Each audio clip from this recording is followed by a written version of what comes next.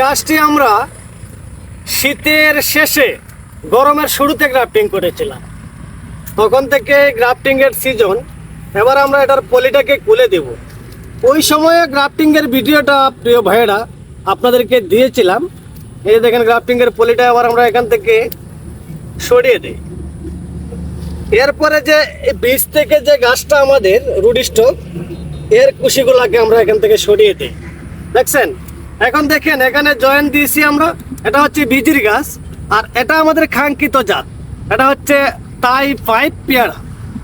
পেয়ারার গ্রাফটিং কতদিন আর করা যাবে, এরকম প্রশ্ন অনেকেই করেন। এখন থেকে আগামী 5 মাস আপনারা পেয়ারা গ্রাফটিং করতে পারবেন। আরো 2 মাস আগে কাজটা শুরু হয়েছিল ভাই। এটা হচ্ছে 2.5 থেকে 3 মাস।